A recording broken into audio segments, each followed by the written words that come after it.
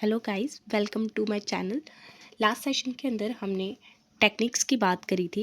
Emasculation bagging technique तक हमने discussion करा था और हमने contrasting traits of pea plant ये देखा था। In today's class I am going to start with the monohybrid cross. Monohybrid cross के बारे में हम पढ़ेंगे। Mono means one. When we study one character at a time, this is the monohybrid cross. क्या है?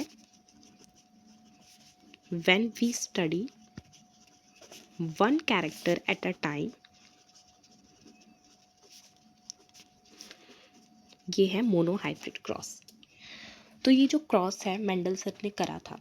Mendel sir ने सबसे पहले जेनेटिक्स के अंदर उन्होंने क्रॉस करा था। मेंडल सर ने क्या करा था, उन्होंने एक टॉल प्लांट लिया था, उसका क्रॉस करवाया था एक डॉर्फ प्लांट के साथ।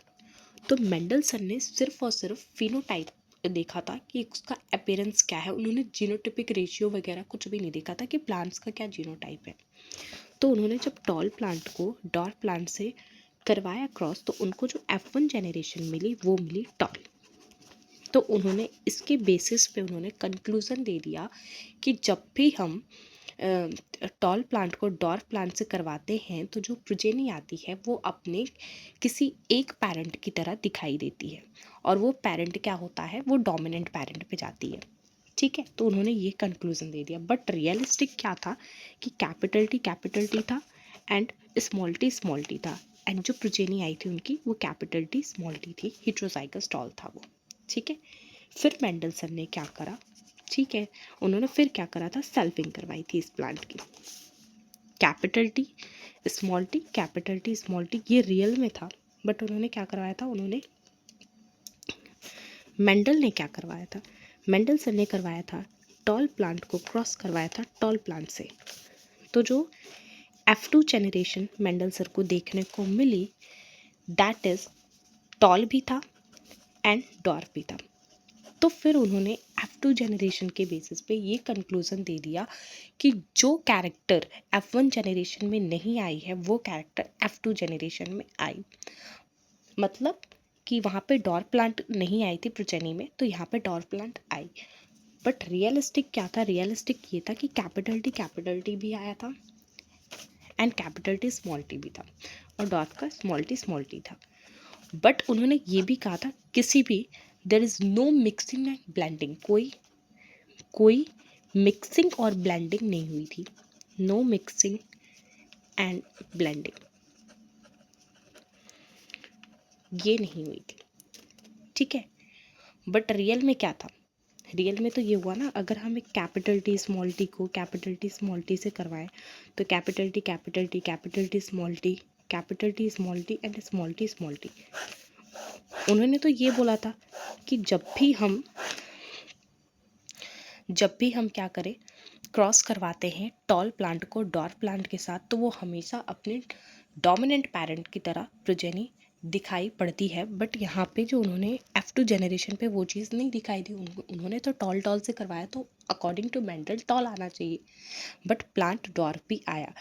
तो उन्होंने क्या कहा कि जो चीज़ें F1 जेनरेशन में नहीं आ पाती हैं वो चीज़ें F2 जेनरेशन में आई। ये मेंडल का कहना था। ठीक है, फिर इसके अकॉर्डिंग 3 कंक्लूजन्स निकलते हैं मोनो हाइब्रिड क्रॉस के।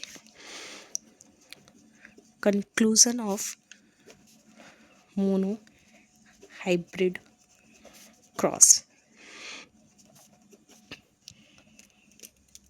Law of paired factor, law of paired factor,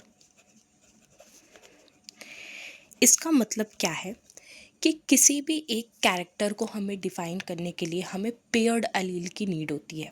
तभी हम किसी एक कैरेक्टर को, ट्रेट को हम डिफाइन कर पाएंगे। जैसे अगर हम हाइट को ले तो capital T it is responsible for height. Tallness के लिए कैपिटल टी ये भी पेयर्ड में है। Small T for dwarf one. Capital R ये डिनोट किया जाता है रेड कलर के लिए, capital R and small R. This is for pink, this is for white. It means conclusion ये है कि किसी भी एक कैरेक्टर को हमें डिफाइन करने के लिए हमें हमेशा अलील पेयर्ड में लेने होते हैं। दूसरा उनका कंक्लूजन क्या था, law of dominance, law of dominance जो कि बेस्ड ऑन मेंडल के F1 जेनरेशन। जैसे as I told with you कि मेंडल सर ने कहा अपने पहले क्रॉस के अंदर अगर हम किसी टॉल प्लांट को डॉर्फ प्लांट के साथ क्रॉस करवाते हैं तो उसकी जो F1 जेनरेशन होती है वो टॉल आती है, वो अपने डोमिनेंट पेरेंट की तरह दिखाई पड़ती है। ये उन्होंने कहा था अपने लॉ ऑफ डोमिनेंस के अंदर based on F1 generation. But ये चीज़ें गलत साबित हो गई थी F2 जेनरेशन के अंदर, क्योंकि उन्होंने कह दिया था कि जो चीज़ें F1 जेनरेशन में नहीं आई वो F2 जेनरेशन में दिखाई पड़ी, बट कोई मिक्सिंग और ब्लेंडिंग नहीं हुई। बट ये भी चीज़ें हम पढ़ेंगे कि मिक्सिंग और ब्लेंडिंग भी होती है, दैट इज़ इनकम्प्लीट डोमिनेंस के अंदर। तो इन हेट्रोजाइगस कंडीशन, ये जैसे क्या था, ये हेट्रोजाइगस है। इन heterozygous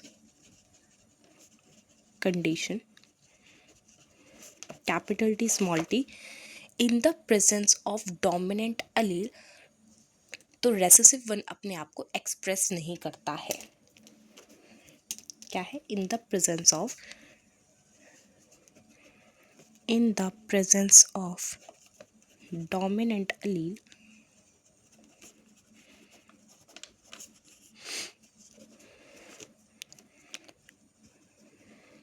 recessive one cannot express itself। ये है, यहाँ तक क्लियर है। इनका जो तीसरा कंक्लूजन था लॉ ऑफ सेग्रीगेशन और law of purity of gamete. Law of segregation and law of purity of gametes. ये क्या है, जब किसी का gamete during the process of gametogenesis allele जो होते हैं वो सेपरेट हो जाते हैं। जो गैमेट्स होते हैं वो हमेशा प्योर इन नेचर होते हैं क्योंकि वो सिंगल अलील पे होते हैं। तो क्या होता है, जब गैमेटोजेनेसिस होता है तो कैपिटल T स्मॉल t जो गैमेट्स होते हैं इनके पास सिंगल अलील होता है। इस वजह से ये क्या करते हैं, ये होते हैं प्योर इन नेचर। यहाँ तक हो गया। तो ये हमने बात करी मोनोहाइब्रिड क्रॉस की। एंड एक और चीज़ जो फिनोटिपिक रेशियो है and genotypic ratio, this is important, direct आ जाता है एग्जाम में। फिनोटिपिक रेशियो जो हम एक्सटर्नली जो हम देखते हैं, तो हमने क्या देखा था, मेंडल ने देखा था एक्सटर्नली टॉल प्लांट भी आए थे एंड डॉर्फ प्लांट भी आए थे। ये F2 जेनरेशन के बेसिस पे है। तो फिनोटिपिक में टॉल एंड डॉर्फ। तो टॉल कितने थे, ये थे 3 एंड डॉर्फ कितना था, 1 था। तो 3:1 इसका फिनोटिपिक रेशियो हो गया। जीनोटिपिक में कौन कौन से टाइप थे, तो ये था capital T small t and small t। तो ये था 1:2:1, ये हो गया इसका जीनोटिपिक रेशियो। अब हम बात करेंगे about the law of dominance के एक्सेप्शंस की। तो हम बात करेंगे exception of law of dominance. तो इसके हम 2 एक्सेप्शन डिटेल में पढ़ते हैं, that is codominance and incomplete dominance. Incomplete dominance जिसके example which is very very important, इसके एग्जाम्पल में है flower colour of Mirabilis jalapa, जिसे हम 4 o'clock प्लांट भी कहते हैं। Flower colour of Mirabilis jalapa, जिसे हम 4 o'clock प्लांट भी कहते हैं। flower color of antirrhinum majus, flower color of antirrhinum majus, जिसे Snapdragon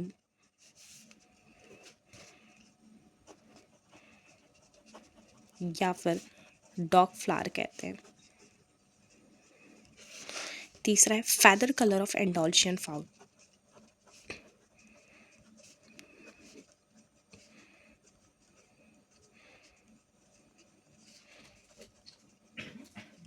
this three example is very very important, ये रिपीटेड फ्रीक्वेंसी से पूछे जाते हैं। दूसरा जो इसका एक्सेप्शन है दैट इज कोडोमिनेंस।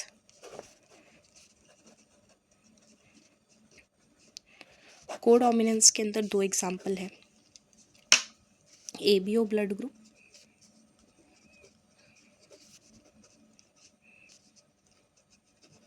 दूसरा है carrier of sickle cell anaemia. ABO को मीन्स दो, टू अलील इज रिस्पॉन्सिबल, मतलब दो अलील जो अपने आप को सेपरेटली रिप्रेजेंट करते हैं, जैसे आई ए आई बी, ये दोनों को करेगा। Carrier of sickle cell anaemia. तीसरा है कोट कलर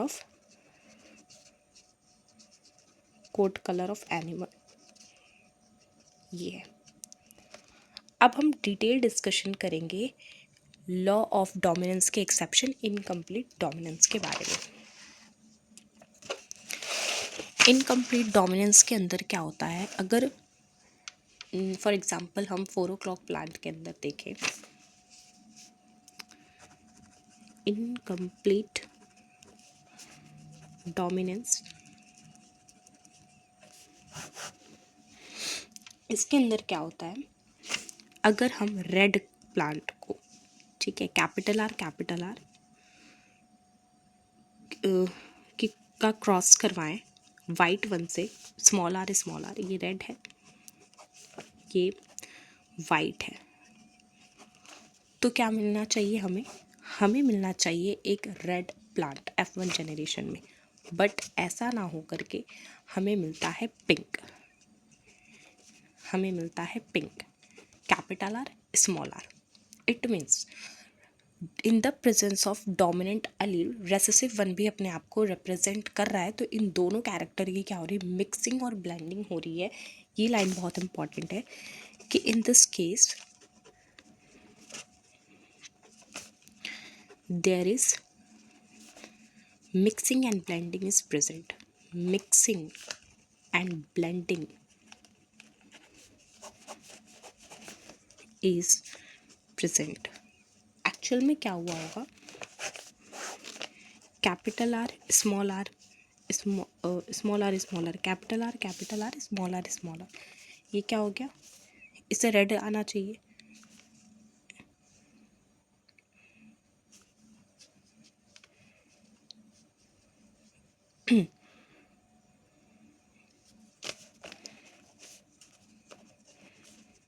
ये है, इसे रेड दिखना चाहिए अकॉर्डिंग टू मेंडल, क्योंकि मेंडल सर ने बोला था कि अगर हम किसी भी प्योर होमोजाइगस जो भी है, जैसे रेड है, उन्होंने टॉल लिया था, उन्होंने वाइट की जगह डॉर्फ लिया था, तो उनका जो F1 जनरेशन आया था वो आया था टॉल। तो यहाँ पे भी रेड और वाइट को करवाने पे रेड आना चाहिए, बट यहाँ पे पिंक आया, it means mixing and blending हुई, तो उनका जो लॉ ऑफ डोमिनेंस है वो तो यहाँ पे गलत साबित हो गया, गलत प्रूफ हो गया। बिकॉज ऑफ दिस ये इनकम्प्लीट डोमिनेंस क्या है, एक्सेप्शन है। अब इसके अंदर क्या है, इन्होंने फिर से सेल्फिंग कराई होगी, इसकी क्या करवाई होगी, इन्होंने सेल्फिंग करवाई होगी। तो क्या होगा अगर हम सेल्फिंग इसकी करवाएं, तो capital R small R, capital R small are,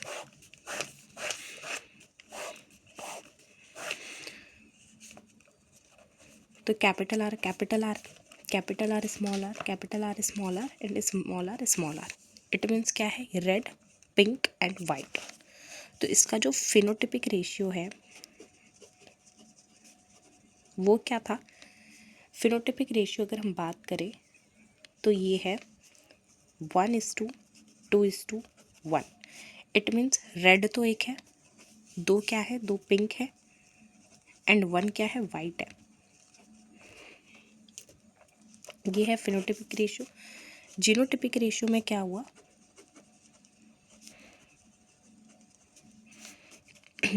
R R R R R R. तो ये कैपिटल आर कितना है, 1, capital R small R 2 and small R is 1। तो इट मीन्स हम कह सकते हैं the phenotypic ratio in case of incomplete dominance, phenotypic ratio is equal to genotypic ratio.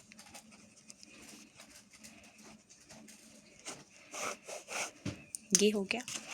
तो ये हमने आज के सेशन में डिस्कस करा। हमने क्या पढ़ा, हमने सबसे पहले पढ़ा कि मोनोहाइब्रिड क्रॉस क्या है। हमने देखा कि जब हम व्हेन वी स्टडी और when we take one character at a time, उसे हम कहते हैं, एक टाइम पे हम अगर एक कैरेक्टर का क्रॉस करवाएं तो उसे हम कहते हैं मोनोहाइब्रिड क्रॉस। जिसके अंदर हमने देखा कि मेंडल ने एक टॉल प्लांट को डॉर्फ प्लांट से क्रॉस करवाया तो उनको क्या मिला, एक टॉल प्लांट मिला, जिसके बेसिस पे उन्होंने कंक्लूजन दे दिया कि अगर हम किसी टॉल को डॉर्फ पे करवाते हैं तो जो F1 जनरेशन है वो अपने डोमिनेंट पेरेंट की तरफ जाएगी, जिसका जो उन्होंने कंक्लूजन दे दिया that is law of dominance. फिर उन्होंने उसकी सेल्फिंग करवाई तो उनको डॉर्फ प्लांट भी देखने को मिला, तो उन्होंने उसके बेसिस पे कह दिया कि जो कैरेक्टर F1 जनरेशन में नहीं आया वो F2 जनरेशन के अंदर आता है। तो उन्होंने ये बोला। फिर 3 हमने कंक्लूजन देखे उसके अंदर, law of unit, law of pair factor, कि किसी एक कैरेक्टर को रिप्रेजेंट करने के लिए दो अलील की, एक पेयर्ड अलील की ज़रूरत होती है, जैसे capital T and capital T small T is responsible for height. और भी बहुत सारे एग्जांपल देखे हमने। फिर हमने देखा कि लॉ ऑफ डोमिनेंस के अंदर हमने देखा कि इन the presence of dominant allele recessive one अपने आप को एक्सप्रेस नहीं करेगा, जिसका हमने एक्सेप्शन देखा इनकम्प्लीट डोमिनेंस एंड को डोमिनेंस। हम अपने नेक्स्ट सेशन के अंदर डिस्कशन करेंगे। थर्ड जो इसका कंक्लूजन है मोनोहाइब्रिड क्रॉस का, that is law of segregation और law of purity of gamete.